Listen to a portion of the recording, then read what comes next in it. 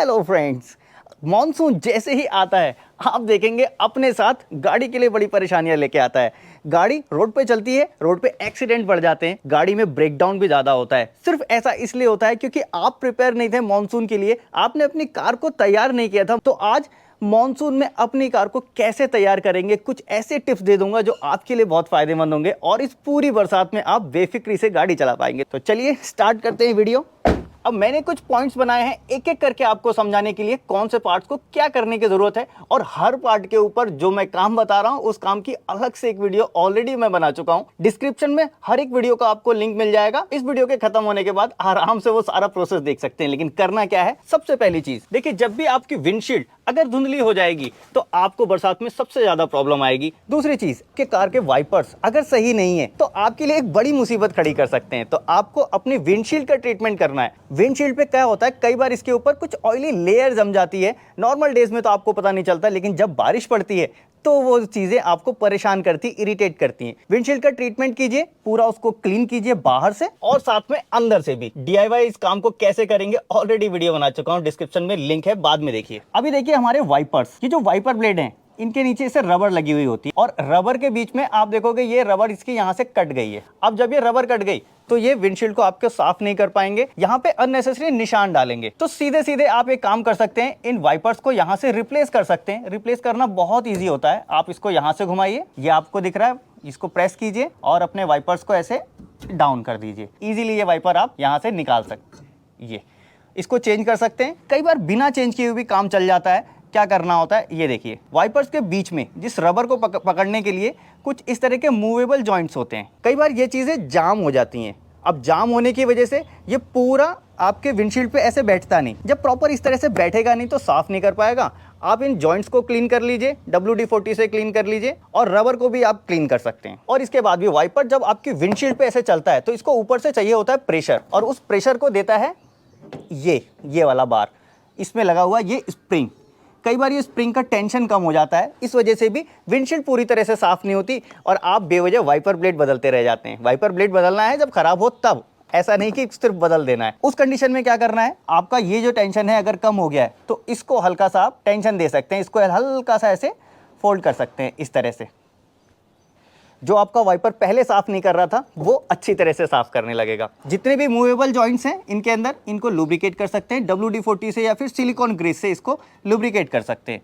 इसके अंदर का भी मेंटेनेंस ऑलरेडी बता चुका हूं तो पूरे डिटेल में नहीं जाऊंगा। और जो बरसात में सबसे बड़ी प्रॉब्लम आती है, आपके केबिन के अंदर स्मेल आने लगती है। क्यों? क्योंकि अंदर पानी आ रहा होता है। कहां से पानी आ रहा होता है आप समझ नहीं पाते। फ्लोर कहीं से भीग रहा है, हल्का सा पानी आ रहा है और वो धीरे धीरे बदबू पैदा करता है, और हम बदबू को छुपाने के लिए कुछ इस तरह का फ्रेशनर लगा देते हैं। मैं भी चाहता तो लगा सकता था, प्रमोशन कमा सकता था, लेकिन ये तरीका सही नहीं है। अब मैं आपको बताता हूँ सही तरीका क्या है। देखिए, सबसे पहले पानी अगर गाड़ी के अंदर आ रहा है तो बेड स्मेल आएगी ही आएगी। पानी अंदर ना आए उसके लिए कुछ पॉइंट्स ध्यान रखने होते हैं, वो बता देता हूँ। सबसे पहले तो देखिए, ये होता है आपका काउल टॉप। काउल टॉप को खोलेंगे, नीचे आपको जगह दिखेगी। उस जगह के अंदर ये जो पत्ते गिर रहे होते हैं ना, इस तरह के पत्ते कई बार जाके ड्रेन पॉइंट को ब्लॉक कर देते हैं, और जब वो ब्लॉक हो जाता है तो फिर यहाँ से पानी अंदर आता है केबिन में, और नीचे ही नीचे मैट हल्की हल्की भीग रही होती है, आपको पता नहीं चलता। तो आपको क्या करना है, ये काउल टॉप खोलिए, नीचे से इसको साफ कर लीजिए। कुछ गाड़ियों में अलग से जगह बनी होती, वो दिखा देता हूँ। अब ये देखिए, टाटा पंच है, यहाँ पे आप देखोगे यहाँ पे हाथ डालने की जगह है,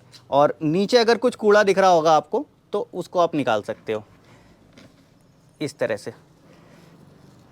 ये निकाल दिया मैंने, और ये जब जाके नीचे फंस जाता है, फंसने की वजह से पानी फिर अंदर आता है। तो पहला तो आप ये काम कीजिए, इसको क्लीन कीजिए। दूसरा काम आपको करना है, आप देखेंगे डोर के साइड में यहाँ नीचे कुछ इस तरह के यहाँ पे होल्स बने होते हैं। जब ये होल्स ब्लॉक हो जाएंगे तो उस कंडीशन में भी आपकी कार में पानी अंदर आने लगेगा। पानी कहाँ से आएगा, यहाँ से फ्लो पानी भरेगा, इतना ऊपर आएगा और इस वाले पॉइंट से कार के अंदर पानी एंटर करेगा। तो आपको चाहिए कि डोर में ये जो होल्स दिख रहे हैं इनको आप क्लीन कर लें।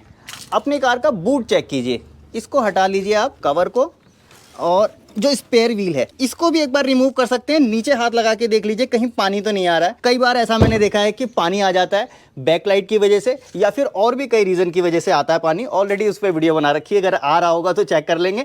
लेकिन हाँ, ये चेक ज़रूर कर लीजिए, क्योंकि ये एरिया में पानी आता है तो हमें पता नहीं चलता कि गाड़ी के अंदर पानी है और बेड स्मेल अंदर आ रही होती है। अगर ये पानी ना भी आए फिर भी आपके जूतों में चलकर पानी थोड़ा बहुत गाड़ी के अंदर आता ही है। कारपेट के नीचे पेपर रख सकते हैं। और मोस्ट रिकमेंडेड चीज, कार के अंदर बेम्बू चारकोल का बैग आता है, उस बैग को रख लीजिए। बैग रखने से क्या होगा, जो भी बैड स्मेल होगी उस बैड स्मेल को ऑब्जर्व कर लेगा वो बेम्बू चारकोल। और इसके बाद भी अगर बहुत ज्यादा आप शौकीन है, आपको लगता है कि खुशबू हमेशा चाहिए आपको, तो कोई भी आप फ्रेशनर लगा सकते हैं, उसमें कोई परहेज नहीं है। लेकिन मैं नहीं यूज करता, इसलिए मैं आपको बता रहा हूँ। मैं विश्वास करता हूँ ऊपर से ज्यादा जड़ को खत्म करने पे, इसलिए आपको ये तरीके बता रहा हूँ। और इसके अलावा भी आपको फ्रेशनर चाहिए कार के लिए, DIY ऑर्गेनिक फ्रेशनर कैसे बना सकते हैं वो भी मैंने बता रखा है, वीडियो मिल जाएगी डिस्क्रिप्शन में, बाद में देख लीजिएगा। अब सीधे आते हैं आपके कार के टायर की तरफ। देखिए, टायर बरसात में चलने के लिए बहुत इंपॉर्टेंट रोल प्ले करते हैं और इन टायर की वजह से कई बार एक्सीडेंट होता है, टायर स्किड कर जाता है। क्यों? रोड के और टायर के बीच में जो कांटेक्ट पैच है उसके बीच में जब पानी ट्रैप हो जाएगा,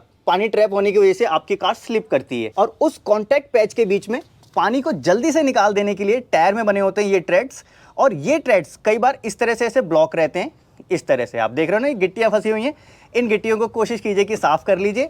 और ट्रेड्स अगर कम रह गए, काफ़ी घिस चुका है टायर, गंजा हो गया है, तो उस टायर को आप रिप्लेस कर दीजिए, नया टायर लगा लीजिए। टायर के ऊपर प्रेशर कितना रहे, ऑलवेज आपका रिकमेंडेड टायर प्रेशर है वो रखिए। रिकमेंडेड टायर प्रेशर आपको कहाँ मिलेगा, आप डोर खोलोगे यहाँ पे आपको मिल जाएगा 32 PSI फ्रंट पे रहना चाहिए, तो इतना ही रहना चाहिए। अब कम या ज़्यादा होगा तो क्या हो जाएगा, देखिए अगर टायर प्रेशर कम होगा तो बारिश में क्या होता है, अक्सर कुछ गड्ढों में पानी भरा रहता है, आपकी विजिबिलिटी नहीं होती, कई बार ऐसे पोर्ट होल्स में गाड़ी चली जाती है, टायर प्रेशर कम होने की वजह से ये टायर कट जाते हैं और फिर आपको अननेसेसरी परेशान होना पड़ता है। और अगर ज़रूरत से ज़्यादा हवा रहेगी तो क्या होगा, आपका रोड से कांटेक्ट पैच है वो कांटेक्ट पैच कम हो जाएगा, क्योंकि टायर में प्रेशर ऑलरेडी ज़्यादा हो गया है।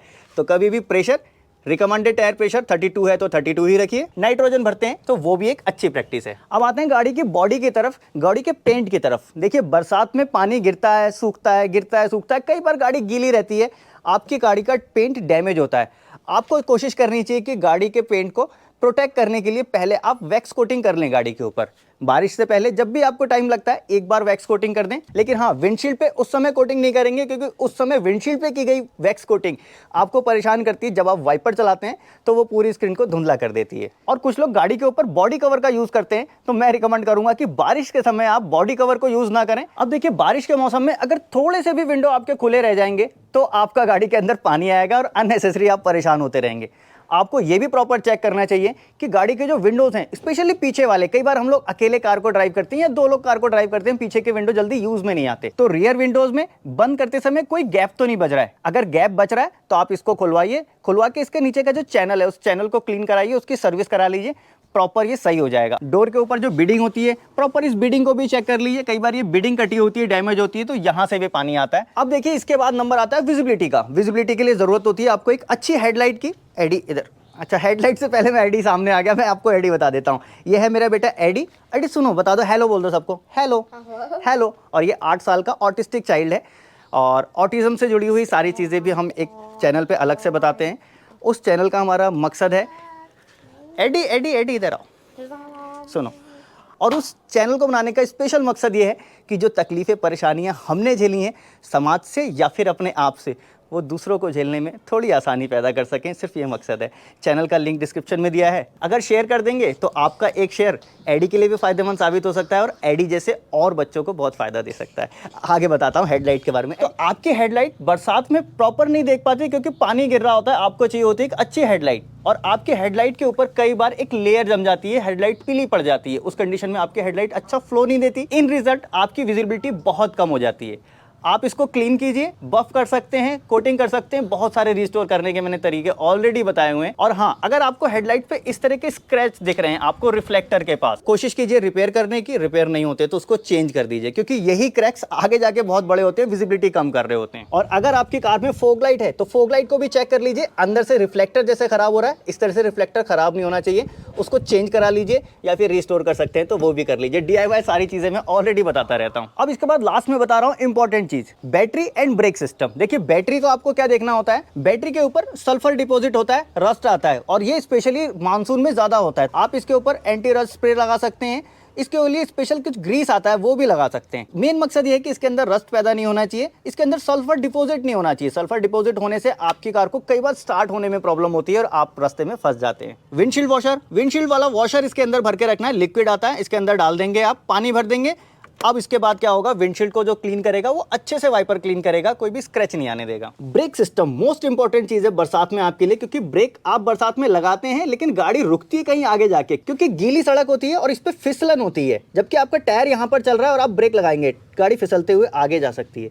इसके लिए जरूरी है कि आपका ब्रेक सिस्टम प्रॉपर काम कर रहा हो। और कई बार तो ये डिस्क और पैड के बीच में भी पानी की एक लेयर आ जाती है जब आप पानी में से गाड़ी को गुजार रहे होते हैं। जरूरी है कि एक बार ब्रेक पैड को खोल के साफ करा लें, रियर ब्रेक शू को भी खोल के एक बार क्लीन करवा लें। और जब कभी भी पानी में से आप गाड़ी को निकालते हैं, निकालने के बाद कुछ दूर जाके थोड़ा सा ब्रेक अप्लाई जरूर कीजिए, थोड़ी थोड़ी देर पे ब्रेक अप्लाई कीजिए। इससे होगा ये कि हीट जनरेट होगी, ब्रेक शू गर्म होंगे, ड्रम गर्म होगा, रोटर गर्म होगा, जिसकी वजह से ब्रेक सूख जाएंगे और आगे चल के आपके गाड़ी के ब्रेक अच्छे आएंगे। तो यही थी सारी टिप्स। मुझे लगता है कि ये छोटी सी टिप्स अगर आपने फॉलो कर दी तो मॉनसून में आपकी कार कहीं भी परेशान नहीं करेगी, आपकी कार में अननेसेसरी मेंटेनेंस नहीं आएगा, बेवजह किसी एक्सीडेंट का शिकार नहीं बनेंगे। उम्मीद करता हूँ लगभग सारी ट्रिक्स मैंने आपके साथ शेयर कर दी होंगी। फिर भी अगर कुछ रह गई हो और आपके मन में आ रही हो, जरूर कमेंट्स बॉक्स में लिख के जाइएगा, या फिर कोई सवाल ही क्यों ना हो कमेंट बॉक्स में लिख सकते हैं। और अगर चाहें तो इंस्टाग्राम पे भी मुझे फॉलो कर सकते हैं।